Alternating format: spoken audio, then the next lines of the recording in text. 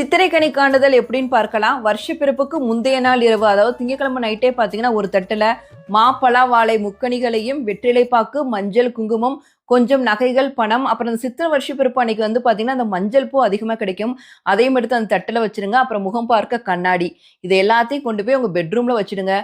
வருஷப்பிறப்பு அன்னைக்கு காலையில முதல்ல எந்திரிச்சோனே உங்க பெட்ரூம்ல இருக்க அந்த மங்கள பொருட்கள் மீது தான் கண் விழிக்க வேண்டும். இந்த வருஷம் நல்லபடியா அமையணும் அப்படின்னு வேண்டிட்டு அந்த மங்கள பொருட்களை தொட்டு கண்ணுல வச்சு கும்பிட்டுட்டு, அந்த மங்கள பொருட்கள கொண்டு போய் அப்படியே பூஜை அறையில வச்சுட்டு குளிச்சுட்டு வாங்க. அப்புறம் ஏதாவது ஒரு நைவேத்தியம் பண்ணிட்டு அத கொண்டு வந்து சாமி கிட்ட படைச்சுட்டு, அதோட துவரம் பருப்பு, உப்பு, அரிசி, அப்புறம் வந்து இனிப்பா வந்து வெல்லம் இல்ல கல்கண்டு இதையும் வச்சு, இது எல்லாத்தையும் சாமி கிட்ட வச்சு படைச்சுட்டு, பக்கத்துல இருக்க ஏதாவது ஒரு கோயிலுக்கு போயிட்டு வாங்க. குலதெய்வ கோயிலுக்கு போறது ரொம்ப ரொம்ப நல்லது. வருஷப்பிறப்பு அன்னைக்கு சில பேர் ஏதாவது புது பொருட்கள் வாங்குவாங்க. அது வாங்க முடியாது அப்படின்னு நினைக்கிறவங்க கடையில போய் ஒரு உப்பு பாக்கெட்டு, மஞ்சள், குங்குமம் இதை வாங்கிட்டு வந்து சாமி இடத்துல வைங்க. அதுவே போதும்.